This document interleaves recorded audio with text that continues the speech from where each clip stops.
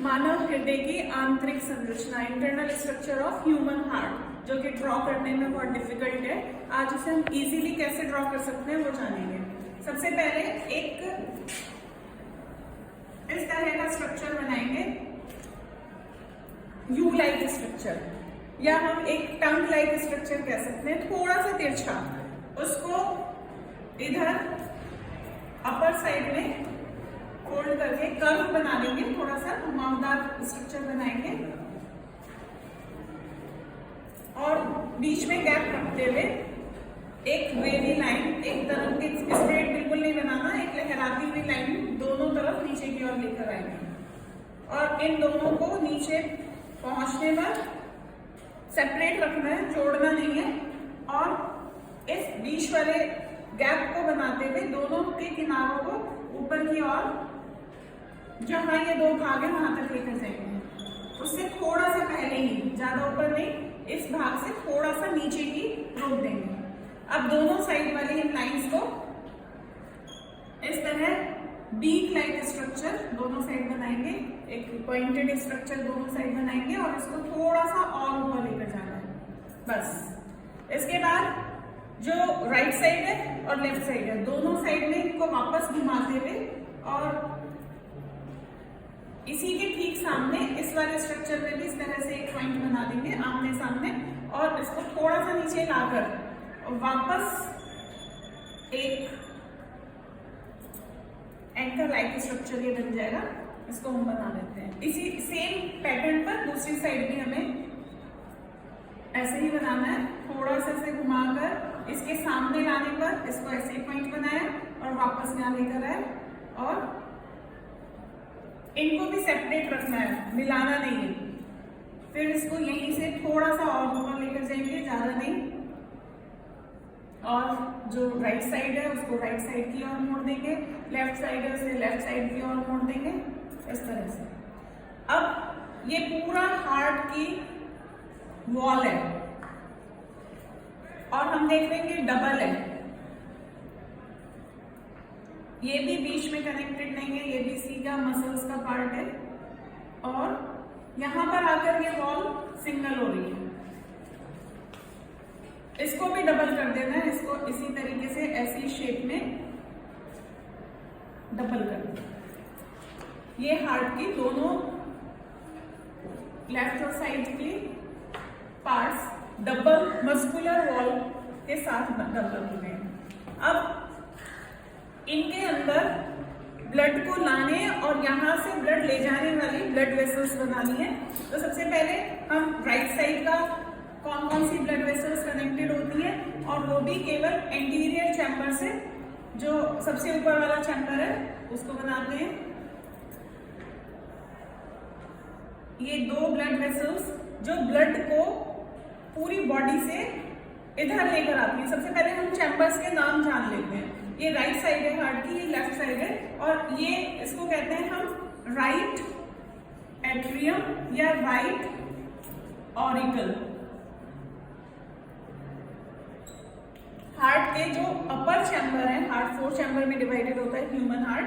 अपर chamber को हम atrium या अलिंद कहते हैं और लोअर चैम्बर्स को हम वेंट्रिकल या निलय कहते हैं। एट्रियम को ऑरिकल भी कह सकते हैं। तो ये राइट साइड के राइट एट्रियम हो जाएगा। Similarly this will be left atrium, ये वाला right ventricle and left ventricle.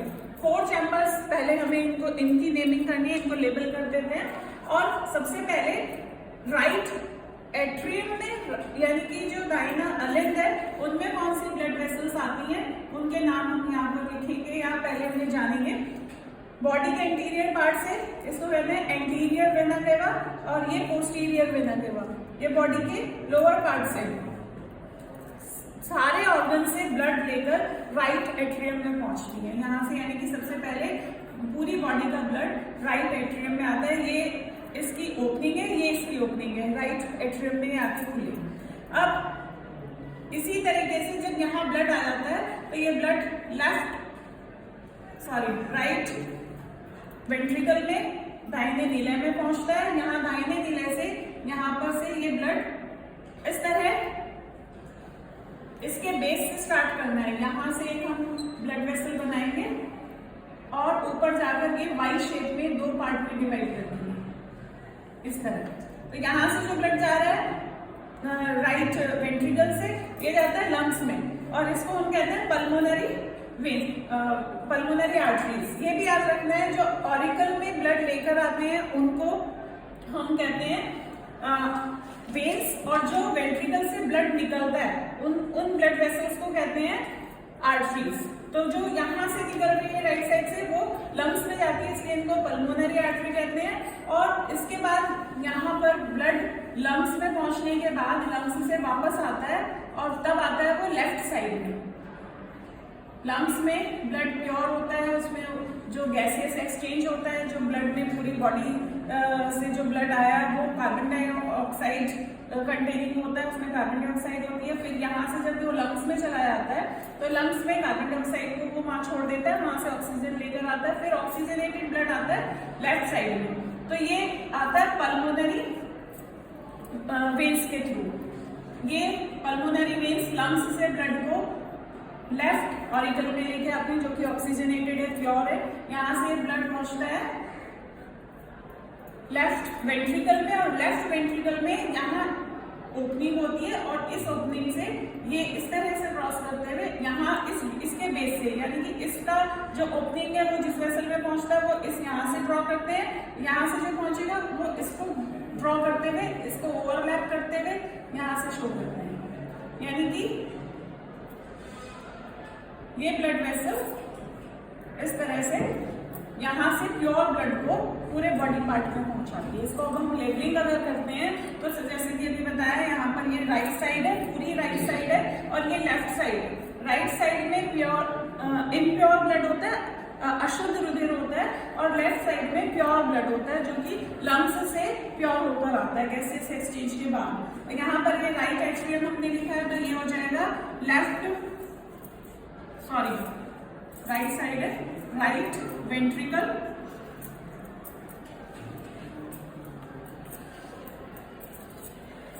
इसी तरीके से ये वाला भाग है लेफ्ट एट्रियम,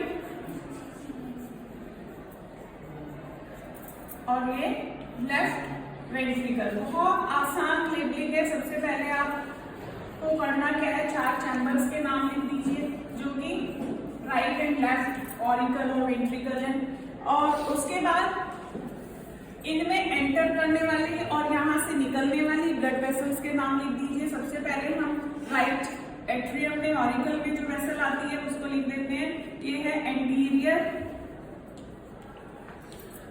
वेना केवा, और ये है पोस्टीरियर वेना केवा।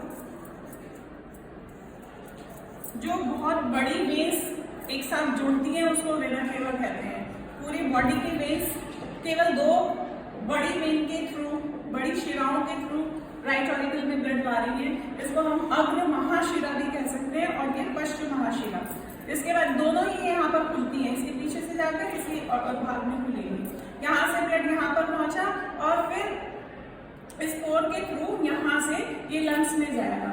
तो ये है पल्मोनरी आर्टरी, फुफ्फुसीय धमनी भी हम इसे कह सकते हैं। और अब लंग्स से गैसियस एक्सचेंज के बाद वापस ये लेफ्ट ऑरिकल में आएगा, और वो जो ब्लड को यहाँ लेकर आ रही होंगी वो है पल्मोनरी वेन्स, पल्मोनरी शिराएं। यहाँ से ब्लड पहुंचा लेफ्ट वेंट्रिकल में, लेफ्ट वेंट्रिकल से पहुंचा यहाँ पर उपस्थित एक अपर्चर से, एक वॉल्व से होते हुए सिस्टेमिक एओर्टा, दैहिक महाधमनी भी हम इसे कहते हैं। महाधमनी मतलब बहुत बड़ी धमनी जो भी फर्दर डिवाइड होगा, बॉडी के डिफरेंट पार्ट्स में ब्लड लेकर जाएगी, एओर्टा। ये तो हमने 4 चैम्बर और चारों चैम्बर से कनेक्टेड ब्लड वेसल्स के नाम लिख दिए। अब ये हार्ट की पूरी वॉल्व है, जो ऑरिकल, दोनों ऑरिकल से एट्रियम है, इनके बीच में भी एक वॉल्व होती है जिसको इंटर ऑरिक्यूलर सेप्टम कहते हैं, जो कि दोनों ऑरिकल्स को एक दूसरे से कंप्लीटली सेपरेट रखता है, दोनों की ब्लड की मिक्सिंग नहीं हो पाती। इसी तरह वेंट्रिकल में भी दोनों वेंट्रिकल्स के बीच में एक मस्कुलर वॉल है जो कि दोनों वेंट्रिकल्स को कंप्लीटली सेपरेट रखता है और इनके ब्लड की भी मिक्सिंग नहीं होती। इस तरह हम देखते हैं कि इस साइड में तो पूरा प्योर इम्प्योर ब्लड है, अशुद्ध है, और जो गैसेस एक्सचेंज होकर वापस यहाँ आता है वो पूरा प्योर ब्लड है। आप चाहें तो ये इम्प्योर ब्लड को एक अलग कलर से शेड कर सकते हैं, ब्लू कलर से, और यहाँ पर रेड कलर प्योर ब्लड का है। रेड कलर जो जाता है वो इस वॉल से जाता है, इस वेसल से जाता है, तो इसको भी रेड बनाएंगे। इम्प्योर ब्लड इस वॉल से जाता है तो इसको ब्लू बना सकते हैं। अब ये जो राइट साइड है, ऑरिकल और वेंट्रिकल एक दूसरे से जो कनेक्टेड होते हैं, और दोनों के बीच में जो छिद्र है यहाँ पर अपर्चर है, उसको कहते हैं ऑरिक्यूलो वेंट्रिकुलर अपर्चर।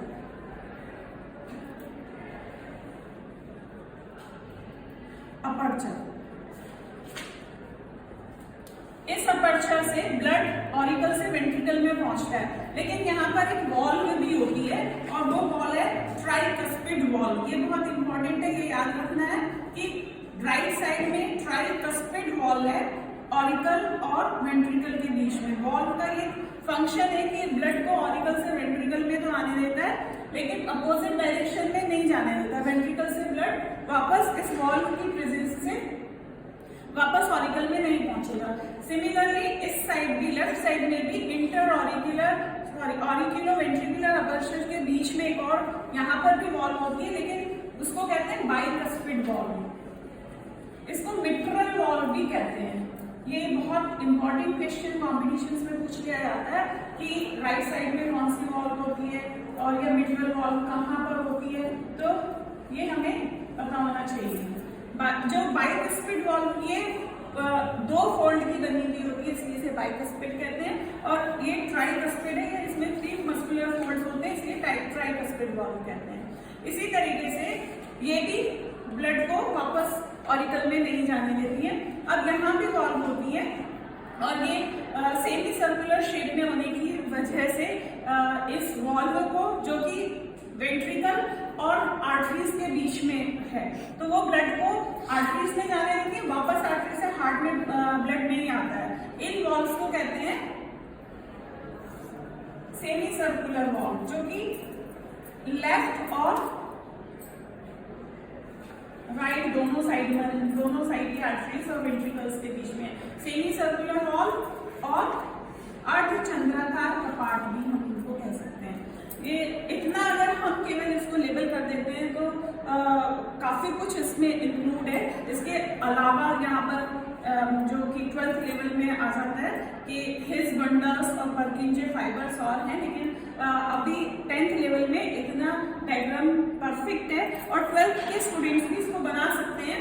अगर थोड़ा सा और भी ऐड करें तो वो ज़्यादा बेटर आंसर होगा कि यहाँ पर हिज के बंडल्स, यहाँ पर साइनो ऑरिकुलर नोड और यहाँ इन मसल्स में पर्किंजे फाइबर्स होते हैं, जो कि हार्ट के कॉन्ट्रिक्शन में हेल्प करते हैं। This is all about the internal structure of human heart. मनुष्य की हृदय की आंतरिक संरचना।